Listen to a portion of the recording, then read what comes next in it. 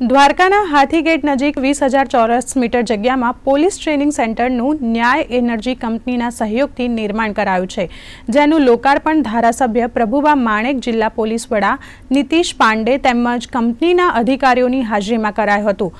બેટ દ્વારકા ખાતે પણ પોલીસ સ્ટેશનનું લોકાર્પણ કરાયું હતું. આ પોલીસ સ્ટેશન ગુજરાતનું પ્રથમ આઇલેન્ડ એટલે કે ટાપુ પર બનનારું પોલીસ સ્ટેશન છે.